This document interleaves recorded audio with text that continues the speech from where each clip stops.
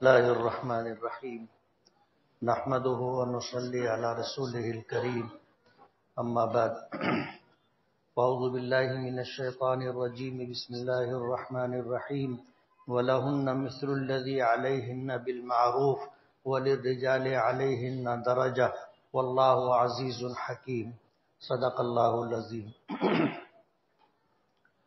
بزرگان محترم اور عزیز دوستو،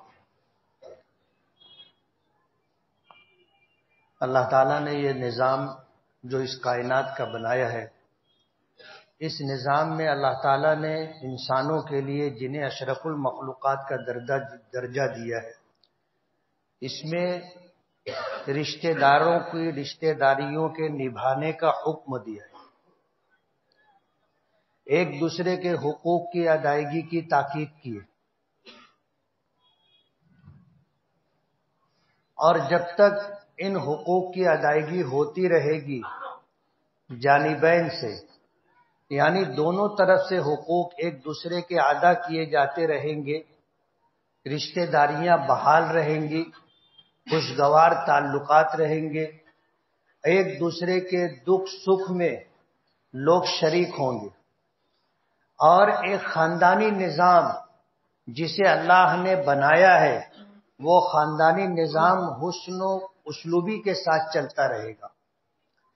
گزشتہ دنوں میں بیانات میں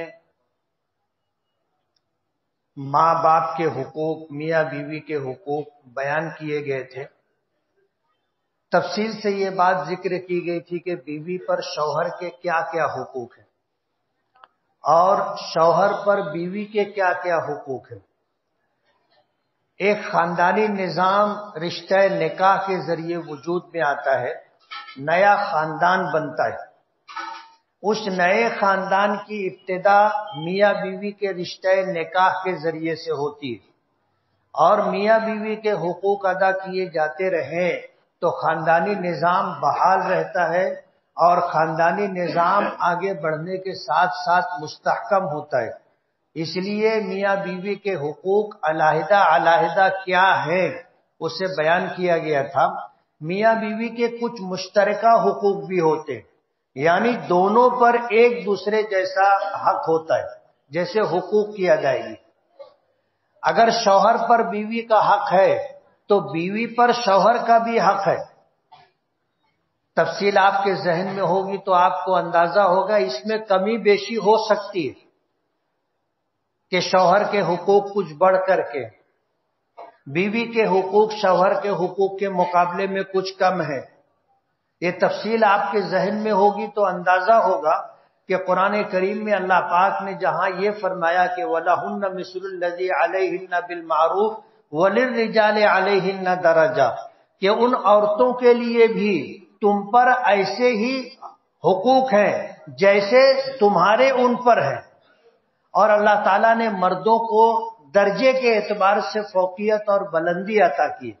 میں نے یہ بات تفصیل سے ذکر کی تھی کہ ہمارے آقا جناب رسول اللہ صلی اللہ علیہ وسلم کا ارشاد گرامی ہے کہ لو كنت آمر احدا ان يسجد لاحد لامرت النساء ان يسجدن لازواجهن، کہ اگر میں کسی کو حکم دیتا کہ اللہ کے علاوہ کسی اور کو سجدہ کرے تو بیویوں کو حکم دیتا کہ وہ اپنے شوہروں کو سجدہ کیا کرے.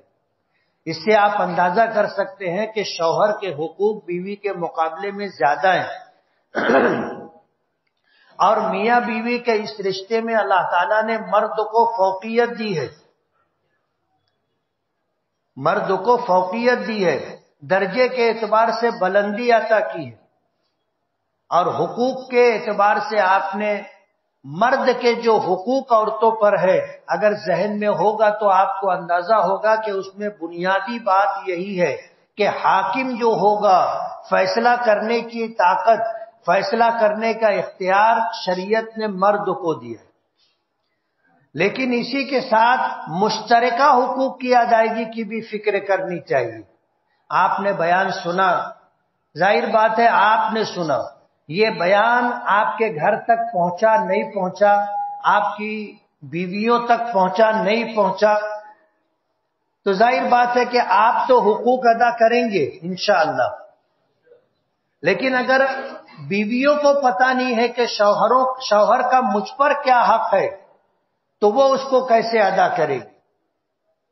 اس لیے بیویوں پر جو ذمہ داریاں ہیں شریعت نے ڈالی ہیں ان کا علم انہیں ہونا چاہیے. اب یہ علم انہیں کیسے ہوگا یہ آپ کی ذمہ داری، انہیں بتانا، انہیں سمجھانا اور حقوق کی ادائیگی کی تلقین کرتے رہنا، یہ ذمہ داری آپ کی ہے کہ آپ نے میرے ذریعے سے آپ پر بیویوں کے جو حقوق ہیں وہ آپ نے سن لیے اور ادا کرنا شروع کر دیا. جیسے پچھلے ہفتے میں نے تذکرہ کیا تھا کہ بیوی کے حقوق میں سے ایک حق یہ ہے کہ اسے مہر دیا جائے جو طے ہوا ہو. لیکن ضمناً یہ بات تھی کہ ہمارے آقا نبی کریم صلی اللہ علیہ وسلم نے اپنی تمام بیویوں کو اور اپنی تمام بیٹیوں کے جو مہر مقرر کیے تھے اور جس کی ادائیگی آپ نے فرمائی تھی وہ 500 درہم تھے، یعنی جسے آج کے زمانے میں ہم مہر فاطمی کہتے. تو اس کی ادائیگی کی تلقین کی گئی تھی. اللہ کا کرم ہے بہت سارے ہم میں سے ایسے لوگ ہیں جنہیں اللہ نے حیثیت دی تھی اور جن کے پاس پیسہ تھا، جمع شدہ پونجی تھی، انہوں نے گھر جا کر کے بیویوں کو مہر فاطمی کے عنوان سے دیا. ان میں سے کچھ خواتین ایسی بھی ہیں جنہوں نے دارالعلوم دیوبند کو اپنے مہر کی رقم سے ایک اچھی خاصی رقم ادا کی.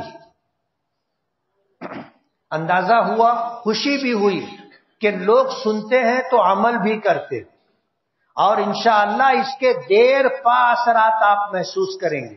ظاہر بات ہے آپ نے بیویوں کو جب مہر فاطمی کی ادائیگی کی تھی جو طے بھی نہیں تھی، آپ اپنی مرضی سے دے رہے ہیں، تو اس کے جو مثبت اثرات ہوں گے اور ان کی زندگی پر شوہر کے تئیں جو محبت مودت پیدا ہوگی اور جس کی ادائیگی کی وہ فکر کریں گے، اپنے شوہروں کی خدمت، اطاعت، محبت کا جو جذبہ اللہ ان کے دل میں ڈالے گا اس کے دیر پا اثرات آپ محسوس کریں گے.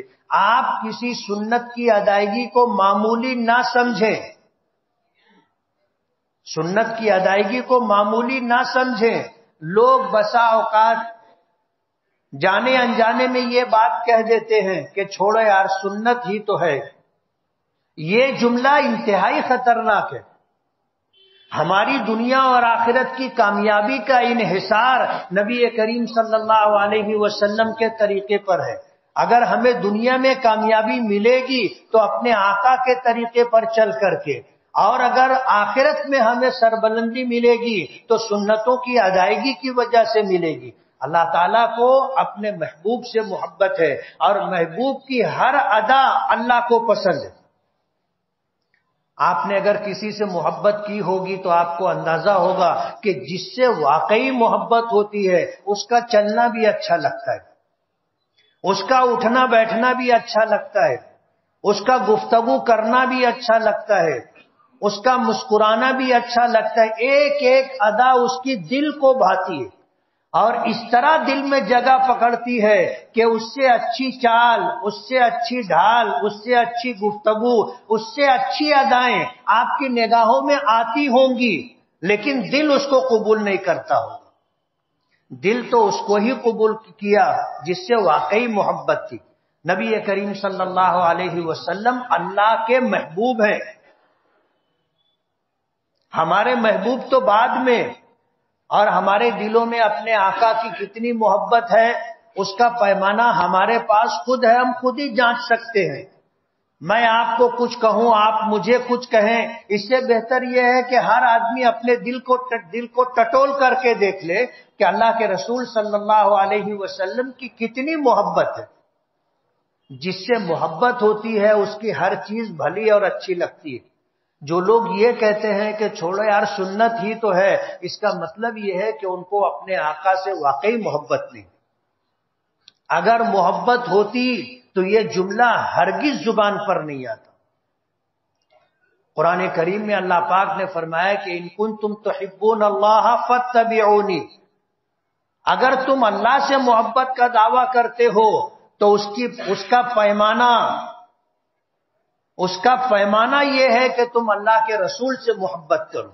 اگر اللہ کے رسول سے محبت ہے تو یہ اس بات کی پہچان ہے کہ آپ کو اللہ سے بھی محبت ہے، اور اگر آپ کو اللہ کے رسول سے محبت نہیں ہے تو آپ کو اللہ سے بھی محبت نہیں ہے۔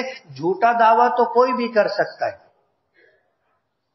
اس لیے یہ کہنا کہ یہ تو حضور کی سنت ہی تو ہے، چھوڑو، فرض تھوڑی ہے، واجب تھوڑی ہے، اس کا مطلب یہ ہے کہ آپ کو اللہ اس کے رسول سے محبت نہیں ہے، اور آپ کا کوئی عمل اس وقت تک اللہ کی بارگاہ میں شرف قبولیت نہیں پائے گا جب تک اللہ کے محبوب نبی کریم صلی اللہ علیہ وسلم کے طریقے پر نہیں ہوگا۔ تو سنت پر عمل ہماری دنیا اور آخرت کی کامیابی کی ضمانت ہے۔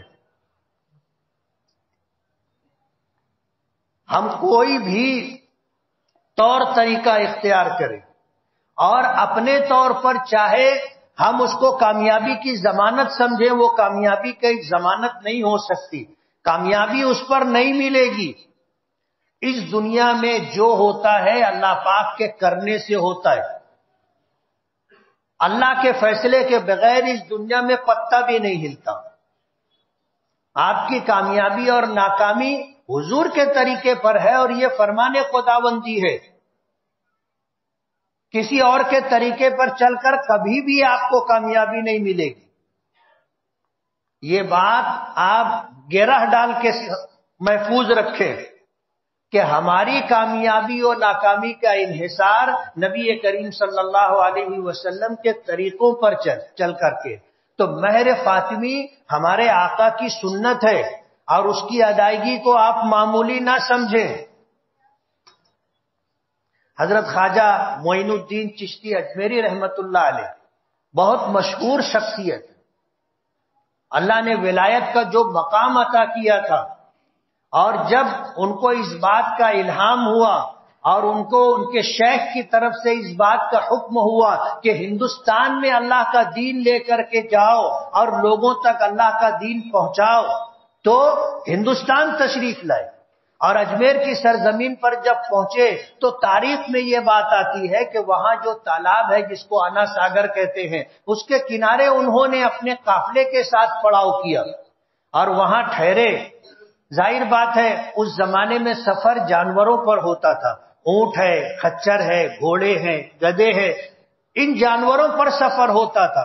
ظاہر بات ہے جن کو جہاں بٹھایا جائے گا وہاں پر گندگی ہوگی، وہ پیشاب بھی کریں گے، پاخانہ بھی کریں گے، گندگی ہوگی۔ تو انا ساگر کے کنارے جب پڑاؤ کیا گیا تو اس وقت کے بادشاہ وقت کو اور اسی طرح جو ہے وہاں کے جو لوگ تھے ان کو یہ بات ناگوار گزری۔ وہیں کہیں کسی جگہ پر جہاں پر حضرت خواجہ نے قیام کیا تھا، بادشاہ کے جو جانور تھے، اونٹ اور گھوڑے، وہ وہاں رہتے تھے۔ تو یہ ہوا کہ آپ یہاں سے ہٹو، یہ تو بادشاہ کے گھوڑوں کے بیٹھنے کی جگہ ہے۔ انہیں ہٹانے کی کوشش کی گئی، ہٹ گئے۔ ظاہر بات ہے بادشاہ کی رعیت تھے اور ان کے حدود سلطنت کے اندر ان سے سرتابی کون کر سکتا تھا، ہٹ گئے۔ اور حضرت خواجہ اجمیری رحمت اللہ علیہ کی زبان سے ایک جملہ نکلا تھا کہ ٹھیک ہے یہ بادشاہ کے گھوڑوں کے بیٹھنے کی جگہ ہے تو وہ بیٹھیں گے۔ تاریخ کی کتابوں میں آتا ہے کہ جب بادشاہ کے جانور گھوڑے وغیرہ آ کر کے وہاں بیٹھے، رات گزری، صبح ہو گئی، جانوروں کو اٹھنا تھا، کھڑے ہونا تھا، چرنے کے لیے جنگل جانا تھا، لیکن کوئی جانور اٹھ نہیں سکا۔ اللہ نے اپنے محبوب کی زبان سے نکلی ہوئی یہ بات، ایک نیک ولی کی زبان سے نکلی ہوئی بات کہ بادشاہ کے جانور بیٹھیں گے تو وہ بیٹھیں گے، اٹھے نہیں۔ ہر ممکن کوشش کر لی گئی کہ ان کو اٹھایا جائے، لیکن وہ جانور وہاں سے اٹھ نہیں سکے۔ غور کرتے کرتے اس بات تک پہنچے کہ اس شخص نے یہ بات کہی تھی جو سفر کر کے آیا، یہاں پڑاؤ کیا تھا، اور اس نے یہ کہا تھا کہ ہاں بادشاہ کے جانور بیٹھیں گے۔ گئے اور جا کر کے یہ بات ان سے کہی گئی، گزارش کی گئی کہ آپ چلیں اور ان جانوروں کو اٹھنے کا حکم دیں، اور آپ کو اگر وہیں پر قیام کرنا ہے تو آپ وہاں پر قیام کریں۔ حضرت خواجہ معین الدین چشتی اجمیری رحمت اللہ علیہ گئے اور جب انہوں نے کہا کہ اٹھ جاؤ تو جانور اٹھے. یہ ایک کرامت ہے ان کی. ایسی خرق عادت یعنی معمول کے خلاف جو باتیں ہوتی ہے جس کو خرق عادت کہتے ہیں، اگر اللہ کے کسی ولی کے ذریعے سے ہو تو اس کو کرامت کہا جاتا ہے، اور نبوت کے کسی دعوے دار اللہ کے نبی اور رسول کے ذریعے سے اگر ہو تو اس کو معجزہ کہا جاتا ہے. معجزہ کا مطلب یہ ہوتا ہے عاجز کرنے والی چیز. ہم لوگ کسی جانور کو بٹھا دیں اور کہیں کہ بیٹھے رہے تو وہ بیٹھا رہے گا؟ اس کو جب اٹھنا ہے اٹھ جائے گا. لیکن اگر ہم نے کہا کہ بیٹھا رہے اور وہ بیٹھا رہ گیا تو یہ کرامت ہوگی.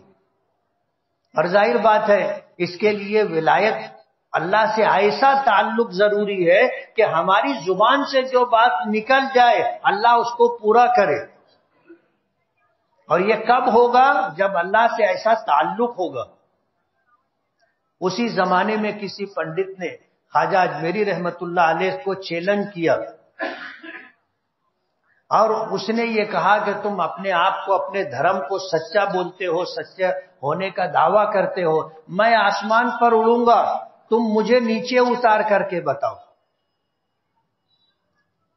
پہلے یہ کہا کہ میں آسمان پر اڑوں گا، آپ اڑ کر کے بتاؤ. تو خواجہ اجمیری رحمت اللہ علیہ نے کہا کہ یہ کوئی کمال کی بات نہیں ہے، کوا بھی اڑتا ہے. اب ظاہر بات ہے ہم اشرف المخلوقات ہیں، ہم سے نیچے جو مخلوق ہے جو کام وہ کرتی ہے اگر ہم نے کیا تو یہ کوئی کمال کی بات نہیں ہے، کمال کی بات نہیں ہے. اس نے کہا کہ میں اڑتا ہوں، آپ مجھے نیچے اتار کر کے بتاؤ. انہوں نے کہا کہ تم اڑ کر کے دکھاؤ. تو پنڈت اڑنے لگا. جب وہ اوپر گیا تو خواجہ اجمیری رحمت اللہ علیہ نے اللہ سے دعا کی. اللہ نے دل میں الہام کیا اور کتابوں میں آتا ہے کہ انہوں نے اپنی مسواک اٹھائی، مسواک اڑنے لگی اور جا کر کے اس پنڈت کے سر پر اس طرح چوٹ دینے لگی کہ اسے نیچے اترنا پڑا. کتابوں میں یہ بھی آتا ہے کہ کسی پنڈت میں برتن میں پانی بھر کر کے اس کو ہلایا تو زمین ہلنے لگی، زلزلہ آ گیا. خواجہ صاحب نے اپنی مسواک زمین پہ رکھ دی، جیب سے نکال کر کے زلزلہ رک گیا. جو ساتھ میں تھے ان لوگوں نے جب دریافت کیا کہ حضرت یہ کیا چیز ہے، فرمایا کہ یہ سنت کی طاقت ہے. مسواک نبی کریم صلی اللہ علیہ وسلم کی سنت ہے اور سنت میں اتنی طاقت ہے کہ بڑے سے بڑا جادو اس کے سامنے ٹوٹ جاتا ہے. تو سنت کو معمولی نہ سمجھا جائے. مہر فاطمی کی ادائیگی کی تاکید کی گئی تھی اور گزارش کی گئی تھی آپ کو اللہ جب بھی حیثیت دے مہر فاطمی کی ادائیگی کرے. تو میں یہ کہہ رہا تھا مشترکہ حقوق میں سب سے پہلا یہ ہے کہ دونوں ایک دوسرے کے حقوق ادا کریں. تالی دونوں ہاتھ سے بجتی ہے. آپ نے تالی بجانا شروع کی اپنے ہاتھ سے، دوسرا ہاتھ جب تک سامنے نہیں ہوگا آواز نہیں آئے گی، تالی بجنے کا وجود نہیں ہوگا. اس لیے اپنے گھر میں بھی اپنی بیوی ہے، بہن ہے، بیٹی ہے، ان کو بھی اس بات کی تاکید کریں کہ نکاح کے بعد میاں بیوی کے حقوق کی ادائیگی ضروری ہے. دوسری چیز مشترکہ حقوق میں میاں بیوی کے ذمہ لازم ہے کہ ایک دوسرے کے راز اور ایک دوسرے کے عیوب اور ازدواجی زندگی کے تعلقات کو چھپا کر کے رکھے، اس کی حفاظت کرے. نبی کریم صلی اللہ علیہ وسلم نے فرمایا کتنی بے غیرتی کی بات ہے، بے حیائی کی بات ہے کہ میاں بیوی کے تعلقات کو بیوی اپنی سہیلیوں میں یا شوہر اپنے دوستوں میں اس کو بیان کرے. بعض لوگ ہوتے ہیں اس معاملے سے ڈینگے مارتے ہیں اور کبھی ایسا ہوتا ہے کہ راز کھل بھی جاتا ہے. میں ایک ڈاکٹر کے پاس بیٹھا ہوا تھا جو حکیم ہوتے ہیں، ڈاکٹر نما حکیم. بیٹھا ہوا تھا، وہاں ایک شخص آیا اور آ کر کے ڈینگے مارنے لگا اپنی ازدواجی زندگی کے تعلق سے۔ خاموشی سے میں نے اس کا چہرہ دیکھا، پھر کوئی بات ہوئی نہیں۔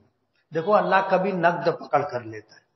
2-4 دن کے بعد وہ آیا تو ساتھ میں اس کی بیوی بھی تھی، طبیعت خراب تھی، دوا لینے کے لیے آیا۔ اب جب آیا تو بیوی کی دوا دی گئی، اور اس کے بعد جو ہے بیوی نے، میں تھوڑا سا اندیکھی انسنی کر رہا تھا کہ اب یہ اخبار دیکھنے لگا، تو بیوی نے ڈاکٹر صاحب سے دھیرے سے کہا ان کو بھی کوئی دوائی دو۔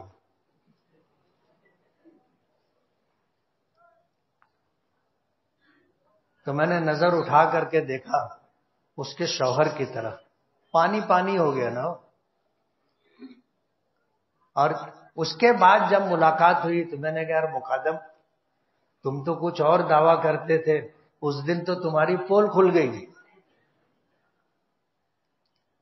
ظاہر بات ہے اگر شوہر نے یہ باتیں نہیں بتائی ہوتی پہلے تو یہ معاملہ وجود میں نہیں آتا۔ اپنی ازدواجی زندگی اور میاں بیوی کے تعلقات کو کسی کے سامنے نہیں بیان کرنا چاہیے۔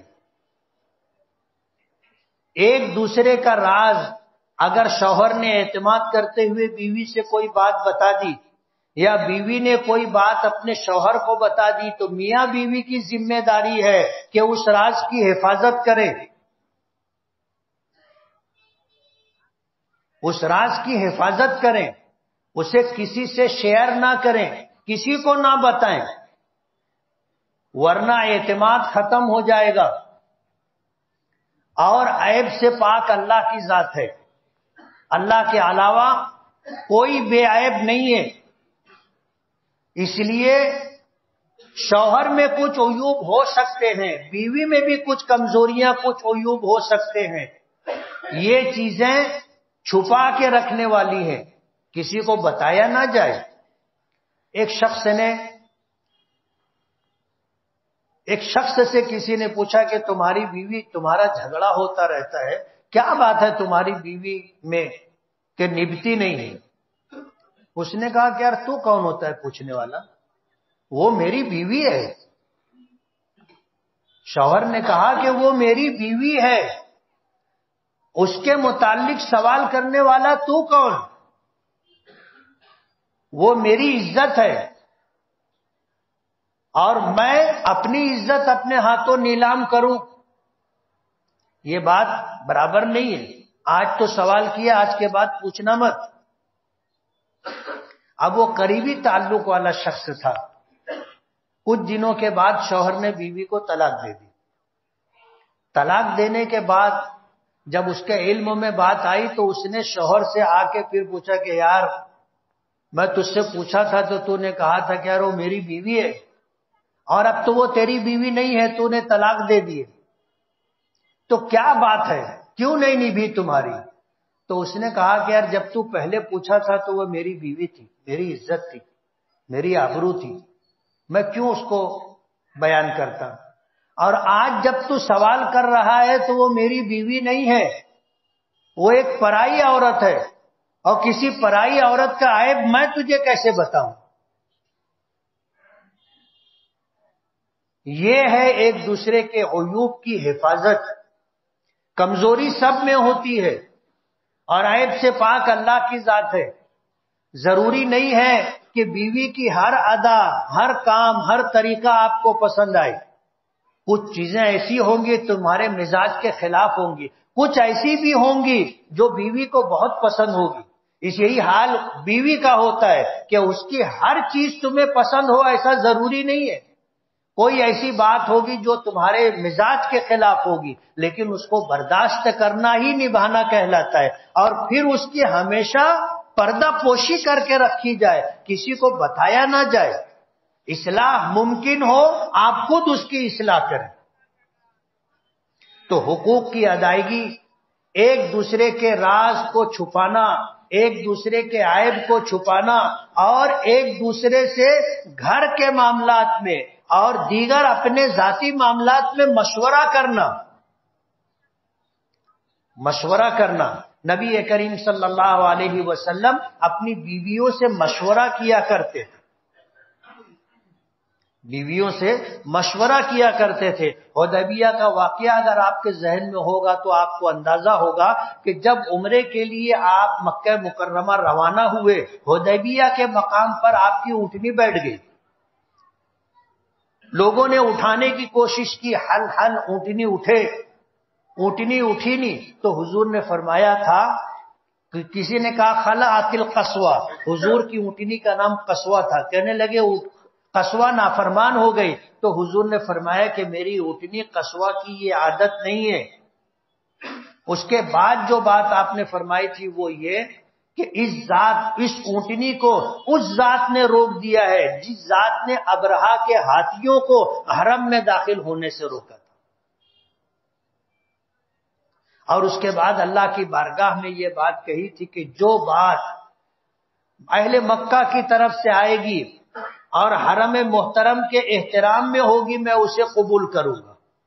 پھر صلح حدیبیہ کا معاملہ آیا اور یہ طے ہوا کہ اس سال عمرہ آپ نہیں کریں گے، واپس جائیں گے، اگلے سال آ کر کے اس عمرے کی قضا کریں گے۔ تو حضور نے اس بات کو قبول کر لیا تھا، اپنے تمام ساتھیوں کو حکم دیا کہ سر منڈوا لے، احرام اتار دیں، واپس مدینہ چلے۔ صحابہ کرام میں سے کوئی کھڑا نہیں ہوا، کوئی اپنی جگہ سے ہلا نہیں، اور یہ پہلی مرتبہ نبی کریم صلی اللہ علیہ وسلم کے سامنے صحابہ کرام کے رد عمل کی مثال تھی کہ آپ نے کوئی بات کہی اور صحابہ نے حرکت نہ کی۔ آپ واپس اپنے خیمے میں گئے اور جا کر کے اپنی اہلیہ محترمہ حضرت ام سلمہ رضی اللہ تعالی عنہا سے مشورہ کیا کہ ام سلمہ معاملہ اس طرح کا ہے، اور میں نے اپنے ساتھیوں سے کہا کہ سر منڈا لے، احرام اتار دے اور مدینہ واپس چلے، تو ایک آدمی بھی اپنی جگہ سے نہیں ہلا، کیا کروں؟ ام سلمہ رضی اللہ تعالی عنہا نے دو بات کہی۔ ایک تو یہ کہی کہ اللہ کے رسول، آپ کے صحابہ نافرمان نہیں ہیں، لیکن ایک زمانے کے بعد، برسوں کے بعد عمرے کے لیے آئے ہیں، اور اب ان سے یہ کہا جا رہا ہے کہ عمرہ نہ کریں اور یہاں سے واپس جائیں، اس بات کے لیے ان کے دل آمادہ نہیں، ان میں نافرمانی کا جذبہ نہیں ہے، اللہ کا گھر دیکھنے کی خواہش ہے اور عمرہ کرنے کی چاہت ہے۔ آج بھی ان کو یہ امید ہے کہ کچھ نہ کچھ راستہ بنے گا، اور جب آپ کا فیصلہ ہو گیا ہے تو آپ یہ کریں کہ آپ اپنا سر منڈوا لیں، اپنا احرام اتار دیں۔ اللہ کے رسول صلی اللہ علیہ وسلم باہر تشریف لے گئے، سر منڈنے والے کو بلایا، اپنا سر منڈوایا، سر منڈوا کر کے آپ نے احرام اتار دیا۔ جو ہی سر منڈنا شروع کیا گیا، تمام صحابہ کرام کھڑے ہو گئے اور جا کر کے سب نے اپنا سر منڈوا لیا اور احرام اتار دیا۔ تو اپنی بیویوں سے مشورہ کیا کرے، اور اس کا سب سے بڑا فائدہ یہ ہوگا کہ اگر آپ نے کوئی کام کیا، خدا نہ خواستہ اس میں آپ ناکام ہو گئے، تو ناکامی کا تنہا الزام آپ کے سر نہیں آئے گا۔ جن گھروں میں مشورہ نہیں کیا جاتا اور پھر تباہی آتی ہے، دیوالیہ نکلتا ہے اور کوئی ناقابل قبول بات سامنے آ جاتی ہے، تو گھر میں کہا جاتا ہے کہ کسی سے پوچھتے نہیں، مشورہ کرتے نہیں، من مانی کرتے ہو، تمہاری وجہ سے ایسا ہو گیا۔ یہ الزام تنہا آپ کے سر نہیں آئے گا۔ جب آپ گھر میں کوئی فیصلہ کریں گے، بیٹے کا رشتہ کرنا ہے، بیٹی کا رشتہ کرنا ہے، گھر بنانا ہے، کاروبار میں کوئی تبدیلی لانا ہے، اور بھی دیگر معاملات ہوتے ہیں، گھر میں آپ مشورہ کریں گے اور مشورہ کرنے کے بعد کوئی فیصلہ کریں گے، تو اگر کامیابی ملے گی سب کو دلی خوشی ہوگی، اور اگر خدا نہ خواستہ خلاف مزاج اور خلاف طبع کوئی بات سامنے آ گئی، تو سب یہ سمجھ لیں گے کہ بھئی یہ تو سب کا مشورہ تھا، کوئی کسی کو الزام نہیں دے گا۔ ایک دوسرے سے مشورہ کرنا، حضور پاک صلی اللہ علیہ وسلم ازواج مطہرات سے مشورہ کیا کرتے تھے، اور قرآن کریم میں اللہ کا حکم ہے وَشَاوِرْهُمْ فِي الْأَمْرِ، وَشَاوِرْهُمْ فِي الْأَمْرِ، کوئی معاملہ درپیش ہو آپ مشورہ کریں. اللہ کے رسول کو حکم دیا گیا تو آپ مشورہ کیا کرتے تھے ازواج مطہرات سے امور خانہ داری اور گھر سے متعلق باتوں پر، اور دوسرے معاملات میں دوسرے ذمہ داروں سے آپ مشورہ کیا کرتے تھے.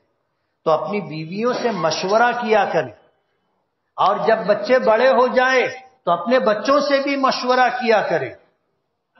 نبی کریم صلی اللہ علیہ وسلم نے فرمایا کہ بیویوں کے مشترکہ حقوق میں ایک دوسرے سے محبت مودت کا اظہار ضروری ہے.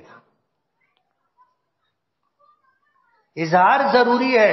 آپ کو مجھ سے بہت محبت ہے، مجھے کیسے پتا چلے گا کہ آپ کو مجھ سے محبت ہے کوئی طریقہ ہے؟ زبان سے نہ کہتے ہوئے آدمی اپنے معاملات کے ذریعے یہ باور کرا دیتا ہے کہ میں آپ کے ساتھ ہوں، میں آپ سے بہت تعلق رکھتا ہوں. آدمی دیکھتا ہے کہ یہ ہر وقت پاس آتا ہے، سلام کرتا ہے، خیر خیریت پوچھتا ہے، دور سے کھڑے ہو کر دیکھ کے مسکراتا رہتا ہے. آدمی ان چیزوں سے اندازہ لگا لیتا ہے کہ اس شخص سے مجھ سے لگاؤ ہے. لیکن حضور نے فرمایا کہ جب تمہیں کسی سے محبت ہو تو کہو کہ مجھے آپ سے محبت ہے. اللہ کے نبی صلی اللہ علیہ وسلم نے اس بات کا اظہار مختلف مواقع پہ صحابہ کرام سے کیا، اور صحابہ کرام کو بھی اس بات کی تلقین تھی کہ آپ کو جس سے محبت ہو آپ بتایا کرو. لوگ بولتے ہیں نا آئی لو یو، ہم سمجھتے ہیں یہ غیروں کا طریقہ ہے، یہ اسلامی طریقہ ہے، یہ ہمارے نبی کی سنت ہے.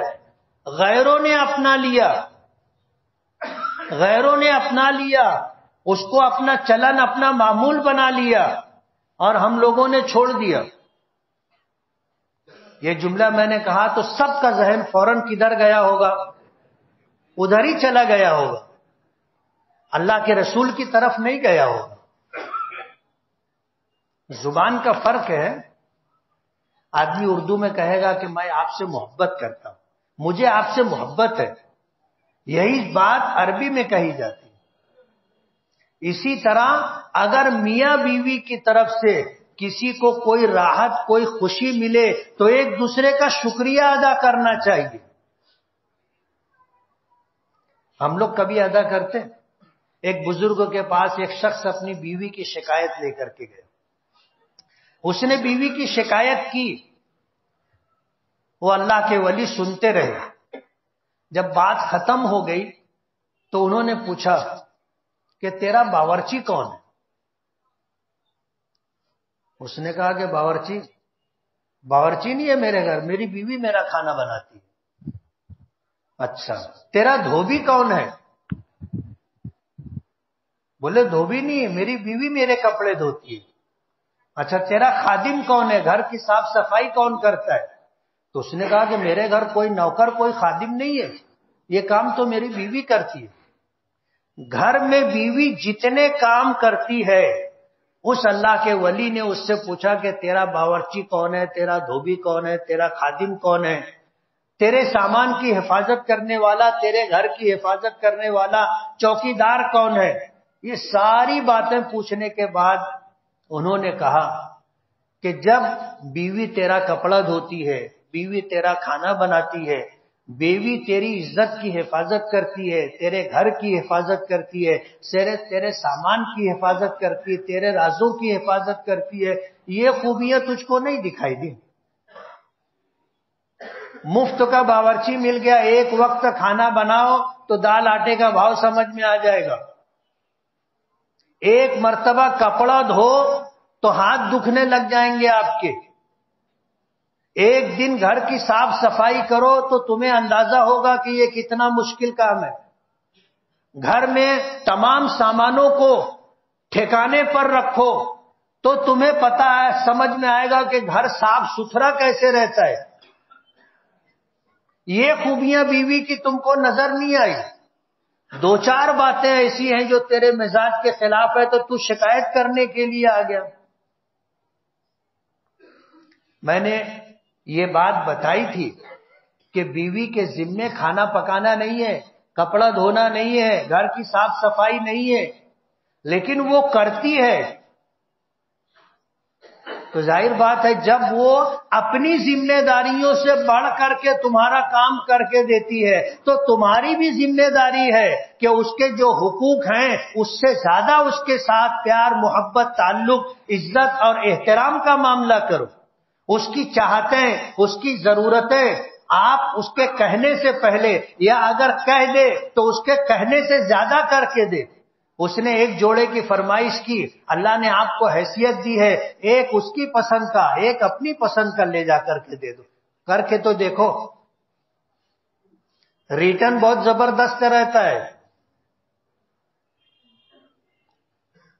ازدواجی زندگی کو نبھانے کے لیے ان چیزوں کی ضرورت ہے اور یہ ساری چیزیں ہماری شریعت نے ہمیں بتائی. اسی کے ساتھ حق وراثت. حق وراثت یہ بھی مشترکہ حق ہے. شوہر کا انتقال ہو تو بیوی کو میراث ملتی ہے، اور بیوی کا انتقال ہو تو اس کی ملکیت میں شوہر کا حق ہوتا ہے. لیکن ہوتا کیا ہے، ہمارے یہاں ساری ملکیت شوہر کی ہوتی ہے. اس کا انتقال ہو تو بیوی کو کچھ ملتا ہے. بیوی تو ہماری غریب ہوتی ہے نا. بیوی کتنے مالدار گھرانوں میں ایسا ہوتا ہے کہ ان کے گھر کی خواتین مستحق زکوٰۃ ہوتی، یعنی آپ اگر ان کو زکوٰۃ دے دو تو زکوٰۃ ادا ہو جائے گی. ان کو کپڑے کے علاوہ، کھانے کے علاوہ، ان کی آرائش اور زیبائش کے علاوہ کچھ نہیں دیا جاتا. گھر میں کپڑا آتا ہے سب کے لیے، ان کو بھی مل جاتا. کھانا پکتا ہے سب کے لیے، وہ بھی کھا لیتی. مکان سب کے لیے ہے، اس مکان میں وہ رہ لیتی ہے. سواری سب کے لیے ہے، اس کو وہ استعمال کر لیتی ہے. اس کی ملکیت میں کیا ہے؟ ایک لمحے کے لیے آپ سوچو جن کی بیویاں ہیں کہ ان کی بیویوں کے پاس ملکیت کے اعتبار سے، دولت کے اعتبار سے کیا ہے. اسے 10 روپے کی ضرورت پڑتی ہے، وہ آپ سے مانگتی ہے کہ 10 روپیہ دینا، 50 روپیہ دینا، 100 روپیہ دینا. آپ دیتے ہو تو اس کی ضرورت پوری ہوتی. اس کے پاس کیا ہے؟ اچھے اچھے لوگوں کی بیویاں غریب ہوتی ہے، وہ سیٹ صاحب کی بیوی، لیکن ہر سیٹ کی بیوی سیٹھانی نہیں ہوتی. ہر سیٹ کی بیوی سیٹھانی نہیں ہوتی. کچھ ہی لوگ ہوتے ہیں جن کی بیوی سیٹھانی ہوتی ہے. اس لیے شوہر مرتا ہے تو بیوی کو کچھ مل جاتا ہے، لیکن بیوی مرتی ہے تو اس کے پاس کچھ رہتا ہی نہیں ہے اس کا اپنا، کہ اس کے بٹوارے کی نوبت آئی. شریعت نے ہر ایک کی ملکیت الگ رکھی ہے. شوہر کی ملکیت شوہر کی ہے، بیوی کی ملکیت بیوی کی ہے. تو جو مالدار لوگ ہیں ان کو چاہیے کہ اپنی بیوی کو بھی مالدار بنائیں. سمجھ رہے ہو میری بات؟ اپنی بیویوں کو بھی مالدار بنائیں، یعنی ان کی بھی اپنی ملکیت ہونی چاہیے، اور ان کے پاس بھی کچھ پسماندہ رقومات ہونی چاہیے کہ وہ اپنی مرضی سے اگر کچھ خرچ کرنا چاہے تو کر لے. اپنے ماں باپ کو کچھ دینا چاہے، اپنے بھائی بہنوں کو کچھ دینا چاہے، اپنے بچوں میں سے کسی بیٹے بیٹی کو کچھ دینا چاہے تو دے سکے. جب اس کے پاس رہے گا تو دے گی نا. آپ نے جب اس کے پاس کچھ رکھا ہی نہیں ہے تو وہ کیا دے سکتی ہے؟ اور ظاہر بات ہے کہ آپ کے مال میں سے آپ کی اجازت کے بغیر وہ کسی کو دے نہیں سکتی.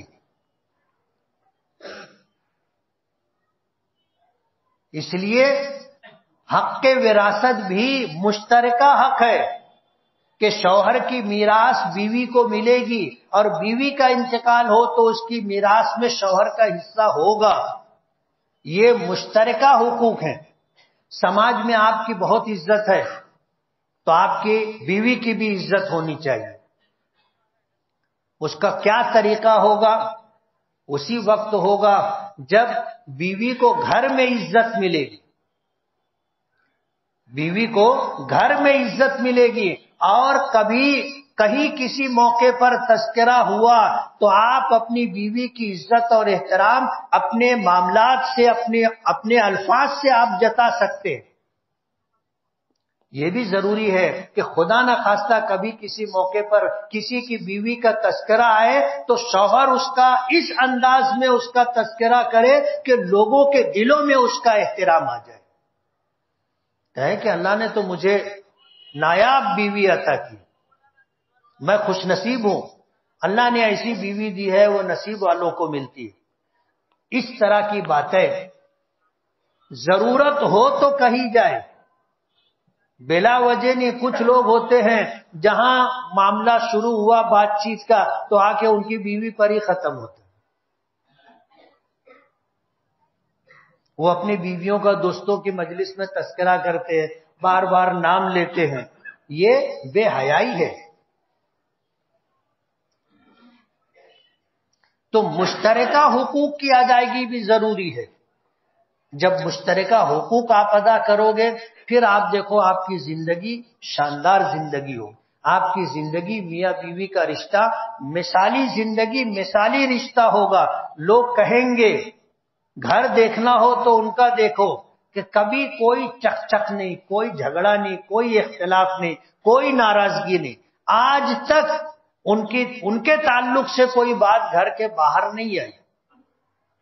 آپ کی زندگی مثالی زندگی بنے گی، آپ کی ازدواجی زندگی خوشگوار ہوگی. اللہ ہمیں عمل کی توفیق عطا فرمائے. وآخر دعوانا ان الحمد للہ رب العالمین.